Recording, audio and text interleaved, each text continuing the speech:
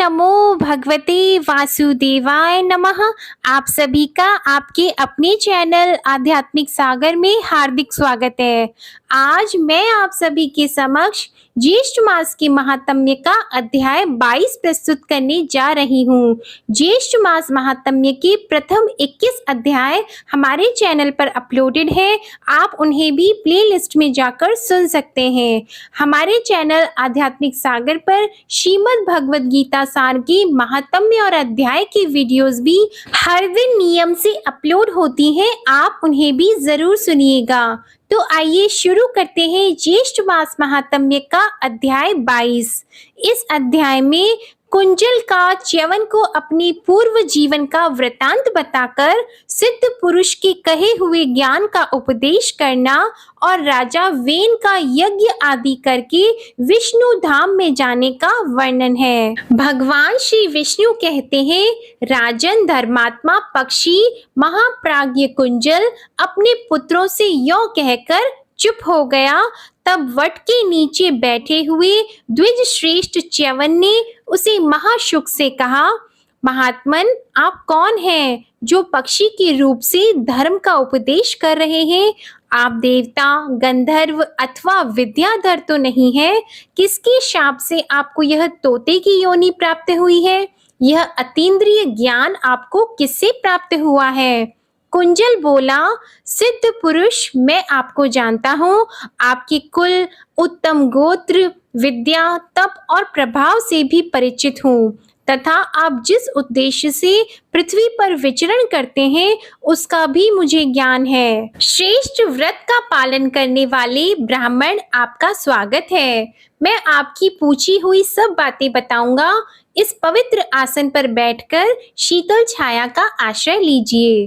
अव्यक्त परमात्मा से ब्रह्मा जी का प्रादुर्भाव हुआ। उनसे प्रजापति भृगु प्रकट हुए जो ब्रह्मा जी के समान गुणों से युक्त हैं। भृगु से भार्गव शुक्राचार्य का जन्म हुआ जो संपूर्ण धर्म और अर्थशास्त्र के तत्वज्ञ हैं। उन्हीं के वंश से आपने जन्म ग्रहण किया है। पृथ्वी पर आप च्यवन के नाम से विख्यात हैं। अब आप मेरा परिचय सुनिए। मैं देवता, गंधर्व या विद्याधर नहीं हूँ। पूर्व जन्म में कश्यप जी के कुल में एक श्रेष्ठ ब्राह्मण उत्पन्न हुए थे। उन्हें वेद वेदांगों के तत्व का ज्ञान था। वे सब धर्मों को प्रकाशित करने वाले थे। उनका नाम विद्याधर था। वे कुल, शील और गुण सबसे युक्त थे। विप्रवर विद्याधर अपनी तपस्या के प्रभाव से सदा शोभायमान दिखाई देते थे। उनके 3 पुत्र हुए, वसु शर्मा, नाम शर्मा और धर्म शर्मा। उनमें धर्म शर्मा मैं ही था, अवस्था में सबसे छोटा और गुणों से हीन। मेरे बड़े भाई वसु शर्मा वेद शास्त्रों के परगामी विद्वान थे। विद्या आदि सद्गुणों के साथ उनमें सदाचार भी था। नाम शर्मा भी उन्हीं की भांति महान पंडित थे। केवल मैं ही महामूर्ख निकला। विप्रवर मैं विद्या के उत्तम भाव और शुभ अर्थ को कभी नहीं सुनता था और गुरु के घर भी कभी नहीं जाता था। यह देखकर मेरे पिता मेरे लिए बहुत चिंतित रहने लगे। वे सोचते थे कि मेरा यह पुत्र धर्म शर्मा कहलाता है, पर इसके लिए यह नाम व्यर्थ है। इस पृथ्वी पर न तो यह विद्वान हुआ और न गुणों का आधार। यह विचार कर मेरे धर्मात्मा पिता को बड़ा दुख हुआ। वे मुझसे बोले, बेटा गुरु के घर जाओ और विद्या सीखो। उनका यह कल्याणमय वचन सुनकर मैंने उत्तर दिया, पिताजी गुरु के घर पर बड़ा कष्ट होता है। वहाँ प्रतिदिन मार खानी पड़ती है, धमकाया जाता है, नींद लेने की भी फुर्सत नहीं मिलती। इन असुविधाओं के कारण मैं गुरु के मंदिर पर नहीं जाना चाहता। मैं तो आपकी कृपा से यहीं स्वच्छंदता पूर्वक खेलूंगा, खाऊंगा और सोऊंगा। धर्मात्मा पिता मुझे मूर्ख समझकर बहुत दुखी हुए और बोले, बेटा ऐसा दुस्साहस न करो, विद्या सीखने का प्रयत्न करो। विद्या से सुख मिलता है, यश और अतुलित कीर्ति प्राप्त होती है तथा ज्ञान, स्वर्ग और उत्तम मोक्ष मिलता है। अतः विद्या पहले तो दुख का मूल जान पड़ती थी, किंतु पीछे वह बड़ी सुखदायिनी होती है। इसलिए तुम गुरु के घर जाओ और विद्या सीखो। पिता के इतना समझाने पर भी मैं उनकी बात नहीं मानता और प्रतिदिन इधर-उधर घूम फिरकर अपनी हानि किया करता था। विप्रवर, मेरा बर्ताव देखकर लोगों ने मेरा बड़ा उपहास किया, मेरी बड़ी निंदा हुई। इससे मैं बहुत लज्जित हुआ, जान पड़ा यह लज्जा मेरे प्राण लेकर रहेगी। तब मैं विद्या पढ़ने को तैयार हुआ। अवस्था अधिक हो चुकी थी, सोचने लगा किस गुरु के पास चलकर पढ़ाने के लिए प्रार्थना करूं। इस चिंता में पड़कर मैं दुख शोक से व्याकुल हो उठा। कैसे मुझे विद्या प्राप्त हो, किस प्रकार मैं गुणों का उपार्जन करूं, कैसे मुझे स्वर्ग मिले और किस तरह मैं मोक्ष प्राप्त करूं, यही सब सोचते विचारते मेरा बुढ़ापा आ गया। एक दिन की बात है, मैं बहुत दुखी होकर एक देवालय में बैठा था। वहां अकस्मात कोई सिद्ध महात्मा पहुंचे, मानो मेरे भाग्य ने ही उन्हें भेज दिया था। उनका कहीं आश्रय नहीं था, वे निराहार रहते थे, सदा आनंद में मग्न और निस्पृह थे, प्राय एकांत में रहा करते थे, बड़े दयालु और जितेंद्रिय थे। मैं उन परम बुद्धिमान ज्ञान स्वरूप महात्मा की शरण में गया और भक्ति से मस्तक झुकाकर उन्हें प्रणाम करके सामने खड़ा हो गया। मैं दीनता की साक्षात मूर्ति और मंदभागी था। महात्मा ने मुझसे पूछा, ब्राह्मण, तुम इतने शोकमग्न कैसे हो रहे हो? किस अभिप्राय से इतना दुख भोगते हो? मैंने अपनी मूर्खता का सारा पूर्व वृतांत उनसे कह सुनाया और उनसे निवेदन किया कि मुझे सर्वज्ञता कैसे प्राप्त हो, इसी के लिए मैं दुखी हूँ। अब आप ही मुझे आश्रय देने वाले हैं। सिद्ध महात्मा ने कहा, ब्राह्मण सुनो, मैं तुम्हारे सामने ज्ञान के स्वरूप का वर्णन करता हूँ। ज्ञान का कोई आकार नहीं है, वह सबको सदा जानता है, इसलिए सर्वज्ञ है। महामोहित मूढ़ पुरुष उसे नहीं प्राप्त कर सकते। ज्ञान भगवत तत्व के चिंतन से उद्दीप्त होता है, उसकी कहीं भी तुलना नहीं है। ज्ञान से ही परमात्मा के स्वरूप का साक्षात्कार होता है। चंद्रमा और सूर्य आदि के प्रकाश से उसका दर्शन नहीं किया जा सकता। ज्ञान के न हाथ है, न पैर, न नेत्र है, न कान, फिर भी वह सर्वत्र गतिशील है, सबको ग्रहण करता और देखता है, सब कुछ सूंघता तथा सबकी बातें सुनता है। स्वर्ग, भूमि और पाताल तीनों लोकों में प्रत्येक स्थान पर वह व्यापक देखा जाता है। जिनकी बुद्धि दूषित है, वे उसे नहीं जानते। ज्ञान सदा प्राणियों के हृदय में स्थित होकर काम आदि महाभोगों तथा महामोह आदि सब दोष को विवेक की आग से दग्ध करता रहता है। अतः पूर्ण शांतिमय होकर इंद्रियों के विषयों का मर्दन, उनकी आसक्ति का नाश करना चाहिए। इससे समस्त तात्विक अर्थों का साक्षात्कार कराने वाले ज्ञान कट होता है। यह शांति मूलक ज्ञान निर्मल तथा पाप नाशक है, इसलिए तुम शांति धारण करो, वह सब प्रकार के सुखों को बढ़ाने वाली है। शत्रु और मित्र में समान भाव रखो। तुम अपने प्रति जैसा भाव रखते हो, वैसा ही दूसरों के प्रति भी बनाए रखो। सदा विपूर्वक रहकर आहार पर विजय प्राप्त करो। इंद्रियों को जीतो, किसी से मित्रता न जोड़ो, वैर का भी दूर से ही त्याग करो। निस्संग और निस्पृह होकर एकांत स्थान में रहो।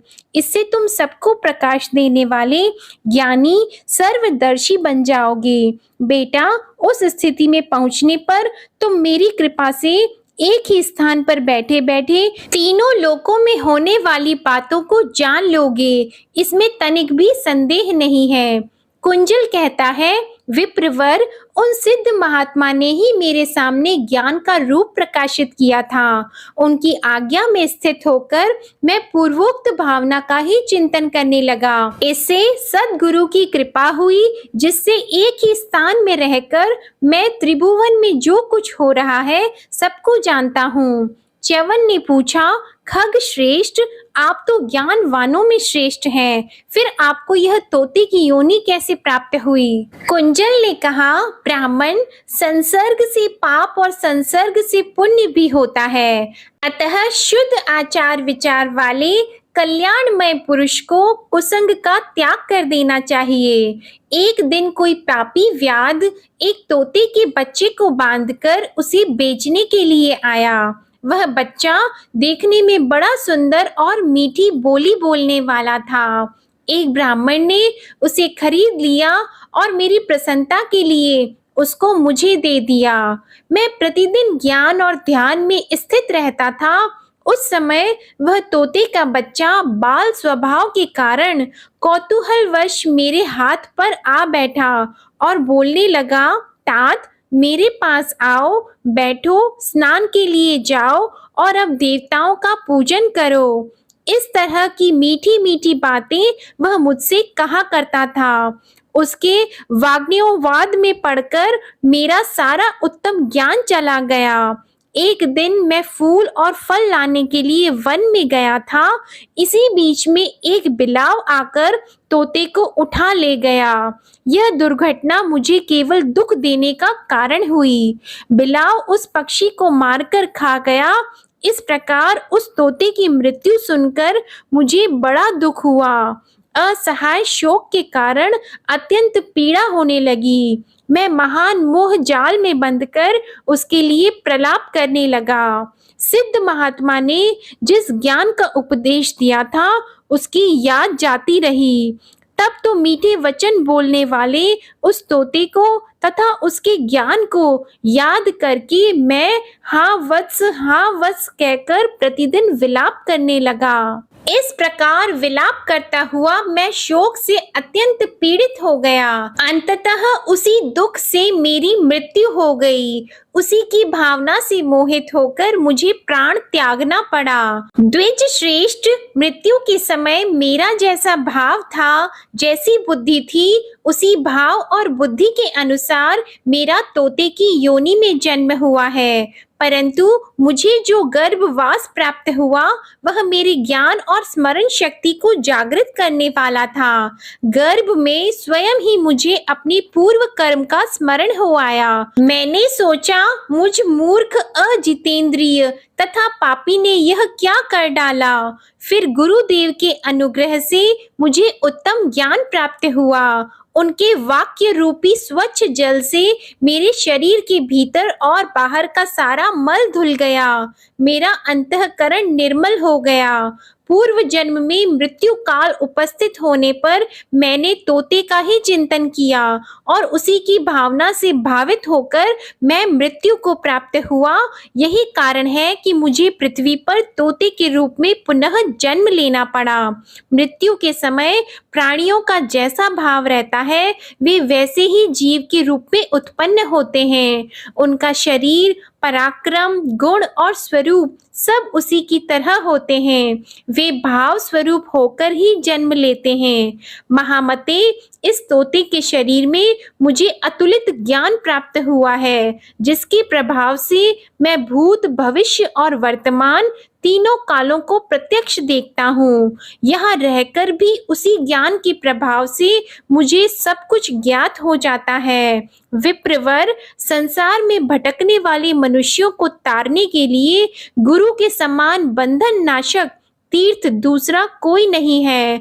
भूतल पर प्रकट हुए जल से बाहर का ही सारा मल नष्ट होता है, किंतु गुरु रूपी तीर्थ जन्म जन्मांतर के पाप का भी नाश करता है। संसार में जीवों का उद्धार करने के लिए गुरु चलता फिरता उत्तम तीर्थ है। भगवान श्री विष्णु कहते हैं, नृपश्रेष्ठ, वह परम ज्ञानी शुक महात्मा च्यवन को इस प्रकार तत्व ज्ञान का उपदेश देकर चुप हो गया। यह सब परम उत्तम जंगम तीर्थ की महिमा का वर्णन किया गया है। राजन, तुम्हारा कल्याण हो। तुम्हारे मन में जो इच्छा हो उसे वर के रूप में मांग लो। वेन ने कहा, जनार्दन, मुझे राज्य पाने की अभिलाषा नहीं है। मैं दूसरी कोई वस्तु भी नहीं चाहता, केवल आपके शरीर में प्रवेश करना चाहता हूँ। भगवान श्री विष्णु बोले, राजन, तुम अश्वमेध और राजसूय यज्ञों के द्वारा मेरा वजन करो। गौ, भूमि, सुवर्ण, अन्न और जल का दान दो। महामते, दान से ब्रह्म हत्या आदि घोर पाप नष्ट हो जाते हैं। दान से चारों पुरुषार्थों की भी सिद्धि होती है, इसलिए मेरे उद्देश्य से दान अवश्य करना चाहिए। जो जिस भाव से मेरे लिए दान देता है, उसके उस भाव को मैं सत्य कर देता हूँ। ऋषियों के दर्शन और स्पर्श से तुम्हारी पाप राशि नष्ट हो चुकी है। यज्ञों के अंत में तुम निश्चय ही मेरे शरीर में आ मिलोगे। वेन से यों कहकर भगवान श्री हरि अंतर ध्यान हो गए। उनके अदृश्य हो जाने पर नृपश्रेष्ठ वेन बड़े हर्ष से घर आए और कुछ सोच विचार कर अपने पुत्र पृथु को निकट बुलाकर मधुर वाणी में बोले, बेटा, तुम वास्तव में पुत्र हो। तुमने इस भूलोक में बहुत बड़े पातक से मेरा उद्धार कर दिया है, मेरे वंश को उज्जवल बना दिया है।